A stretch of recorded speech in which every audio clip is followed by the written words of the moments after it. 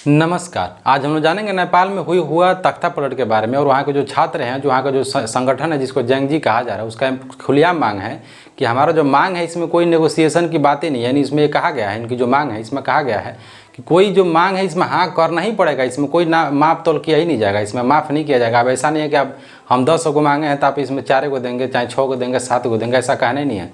उसका खुलेआम में कहना है कि अगर हम 10 को मांगे हैं तो 10 मांग पूरा ही होना चाहिए। ऐसी ऐसी मांग की गई है कि पूरे विश्व का नज़र नेपाल पे बना हुआ है। शायद जितने लोग हल्का में ले रहे थे, नेपाल इतना छोटा देश है, वहाँ पे धार्मिक कट्टरता भी बताई जा रही है। वहाँ पे जो चाइना का हस्तक्षेप वो भी बताया जा रहा है, उसमें बहुत सारा ऐसा एंगल इसमें जोड़ा जा रहा है। इसकी शुरुआत होती है सोशल मीडिया से। सोशल मीडिया से शुरुआत हुई नहीं थी, क्योंकि वहाँ पे संसद में जब हमला हुआ है तो वहाँ पे लगभग कहा जा रहा है कि 15-16 छात्रों की तुरंत इमीडिएट मृत्यु हो गई थी। बहुत से ऐसे छात्र हैं जो अभी घायल हैं, हॉस्पिटल में इनको भर्ती कराया गया है। तो आज हम लोग देखते हैं आखिर पूरा माजरा क्या था और इस मैटर की शुरुआत हुई कैसे थी। नेपाल में जो है वहाँ पे हिंदू शासन चलता है। तो हिंदू शासन जब चला आ रहा था तो बहुत समय तक जिसको कहा जाता है राजा वाला जो मोनार्की सिस्टम जिसको कहा जाता है वो चला आ रहा था। तो हुआ है कि वहाँ पे संविधान लिखा गया, वो भी देखा गया कि जो अपना देश का जो डॉक्टर अम्बेडकर का संविधान है, इसके लिपापोती करके वहाँ पे संविधान को बनाया गया था मोटा मोटी। लेकिन वहाँ पे मेन जो आधार बनाया गया था, हिंदू राष्ट्र उसको घोषित किया गया था, वो भी एक कारण था। बाकी चाइना का भी दबाव वहाँ पे बहुत पहले से रहा, इससे हम लोग बच नहीं सकते। हुआ है कि इसमें जो एक जैंग जी संगठन आता है, जैंग जी जिसको कहा जाता है, मेरे बात अगर इधर उधर हो जाए तो माफ़ कीजिएगा। तो जो हो रहा था जो कांड हो रहा था, तो इसमें भ्रष्टाचार बहुत ज़्यादा फैल रहा था। अब आप बोलेंगे क्या भ्रष्टाचार किस देश में नहीं है? तो आप जब इस बात को सुनेंगे तो आपको बड़ा अजीब लगेगा। वहाँ के जो छात्रों का है संगठन है, लोग बनाने लगे और ये सोशल मीडिया पे लोग एक दूसरे से जुड़ने लगे। जब एक दूसरे से जुड़ रहे थे तो कभी भी आप देखिए, कोई भी सरकार हो, किसी भी देश की सरकार हो, कभी भी जो आंदोलनकारी होते हैं उनको देख नहीं सकती है। और डर का माहौल इसलिए बना हुआ था क्योंकि अभी अपने पास में जो बांग्लादेश है, बांग्लादेश टूट गया, बांग्लादेश में तख्ता पलट हुआ, उसके ठीक बगल में है श्रीलंका में हुआ। तो जो नेपाल है वहाँ से डरा हुआ था। हुआ है कि वहाँ के छात्रों का यही मांग है। आप सोचिए कितना अच्छा मांग है। छात्र ये कह रहे हैं कि जो नेताजी हैं, नेताजी का लड़का इंग्लैंड में पढ़ रहा है, बर्लिन में पढ़ रहा है, जर्मनी में पढ़ रहा है, अमेरिका में पढ़ रहा है, दुनिया की जो टॉप यूनिवर्सिटी हैं, जो टॉप क्लासेस हैं, जो टॉप कॉलेज है, वहाँ पे आपका लड़का पढ़ रहा है। और उल्टा करिए, जो आपका लड़का है BMW में चल रहा, मर्सिडीज़ में चल रहा, दुनिया की जो टॉप फैसिलिटी होती है उसमें आप भी जी रहे हैं, आपका लड़का भी जी रहा है। फिर उस पर बात की गई इकोनॉमी के बारे में।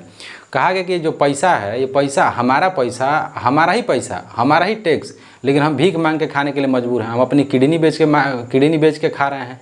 तो हमारे लिए तो हम अपना किडनी बेच, सोच जब भूकंप आया था वहाँ के लोग किडनी एक बेच देते हैं। आज भी चाइना वहाँ आता है, वहाँ के लोग अपना ऑर्गन बेचते हैं खाने के लिए। इतनी भूखमरी है। आप कभी जाइएगा पहाड़ी क्षेत्र में, जैसे मसूरी हो गया, वहाँ पे जो नेपाली लोग हैं इतना कम पैसा में धंधा करते हैं बेचारे, इतना कम पैसा में 30-30 किलो का सिलेंडर, ऐसे जो एंगल मतलब 45 डिग्री का जो एंगल है उस पहाड़ी पे लोग चढ़ते हैं। इतना मेहनत करते हैं कि आप सोच के हैरान हो जाएंगे, इतना वो लोग मेहनत करते हैं। तो हुआ है कि वहाँ पे इतनी गरीबी है, वहाँ के लोग बोले कि हम लोग इतनी गरीबी में जी रहे हैं, हमारी इतनी दयनीय दशा है, हमारे बारे में आप सोच ही नहीं रहे हैं। भ्रष्टाचार इतना ज़्यादा है, पुलिस के द्वारा भ्रष्टाचार किया जा रहा है, बाकी जो सरकारी आपके अधिकारी उनके द्वारा भ्रष्टाचार किया जा रहा है। हमारे लिए खाने के लिए रोटी नहीं है और आप उसी राष्ट्र में रह के, उसी देश में रह के लग्जरियस लाइफ जी रहे हैं। तो हमारे बच्चों का क्या होगा? ये मांग था। बाकी स्टूडेंटों का मांग है कि हमारी शिक्षा इतनी डैमेज है। आपका बच्चा तो पढ़ लिया आईबी का कंसेप्ट में, क्योंकि आईबी का कंसेप्ट में होता है कि आपका लड़का इंटरनेशनल बोर्ड के हिसाब से पढ़ाई करेगा, दुनिया की जो टॉप यूनिवर्सिटी में होती है। क्योंकि आईबी का कंसेप्ट ये है कि वहाँ पे डिसाइड हो जाता है कि आपका लड़का 11th में ही क्या बनेगा। अगर आपका लड़का कोई इकोनॉमिक्स बनाना है, इकोनॉमिक्स जिसको कहा जाता है, अर्थशास्त्री जिसको बनाना है, तो आप वहीं डिसाइड कर लिए। आपके लड़का को कोई डॉक्टर बनाना है, इंजीनियर बना, तो 11th में डिसाइड कर दिया कि आपका बच्चा बनेगा क्या। हमारे बच्चों का क्या होगा? हमारे बच्चों के लिए पढ़ने के लिए ना कोई यूनिवर्सिटी अच्छी बनाए आप, ना कोई शिक्षा का लेवल बनाए, ना शिक्षा का स्तर बनाए, ना मेडिकल का स्तर बनाए। हम लोग कैसे जिएंगे? हुआ है कि विवाद चल रहा था, तो जैंग जी जो संगठन है बनाता है, एक लड़का आता है, बहुत कम उम्र का युवा है, बहुत कम उम्र का युवा है, और देश का ध्यान उसके ऊपर पड़ा हुआ है। भारत के लिए भी खतरा हो सकता है, बहुत से राष्ट्र के लिए भी खतरा हो सकता है, क्योंकि जिस हिसाब से संगठन बन रहा है और जिस हिसाब से संगठनों का मांग है, तो लोग संगठन बनाए। खैर भारत में ऐसा नहीं हो सकता, भारत एक लोकतांत्रिक देश है। भारत की जो सरकार है, इंसान मतलब लोगों की बात सुनती है, इसलिए भारत में ऐसा कभी नहीं होता। आज भले मोदी जी की सरकार है, आज कोई भी संवैधानिक बात बच्चे मांगते हैं प्रदर्शन करके, सरकार आती है, सरकार के द्वारा प्रेस कॉन्फ्रेंस किया जाता है, कहा जाता है कि हाँ हम आपकी मांग को मानेंगे। सरकार के द्वारा उल्टा कमेटी बनाई जाती है, कमेटी बैठाई जाती है, जाँच करते हैं हम लोग।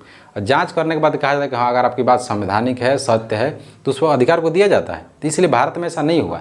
वहाँ पे हुआ है कि छात्रों का जब प्रदर्शन हुआ तो सरकार के अंदर अकड़ आ गया, घमंड होता है ना, क्योंकि कहा जाता है कि सरकार में जिस दिन घमंड आ गया उस दिन वो बर्बाद हो जाएंगे, चाहे मोनार्कियल हो, चाहे आपको लोकतांत्रिक हो, डेमोक्रेटिक हो, कोई सा भी सरकार हो। जिस दिन आपके अंदर घमंड आ गया उस दिन आप बर्बाद हो जाएंगे। हुआ वहीं सरकार, सोचिए सरकार छात्रों को मारने लगी। प्रदर्शन जो लोग कर रहे थे उनको पहले मारी, तो सरकार मार रही थी तो ठीक है, डंडा चला रही थी, लेकिन सरकार देखी कि ये तो रुक ही नहीं रहा है, आंदोलन फैल कैसे रहा है। तो इनका यह कहना था कि फैल रहा था वहाँ के सोशल मीडिया, जैसे ट्विटर हो गया, फेसबुक हो गया, इंस्टाग्राम हो गया, फेसबुक हो गया, अन्य जो भी सोशल मीडिया थे इसके द्वारा इनको बंद कर दिया गया। छात्रों के अंदर जो संगठन और गुस्सा आ गया, फिर आंदोलन इतना भारी हो गया कि वहाँ पे पूरा आगजनी होने लगी, संसद पे हमला हो गया, संसद में जो लोग गए उनको मार दिया गया।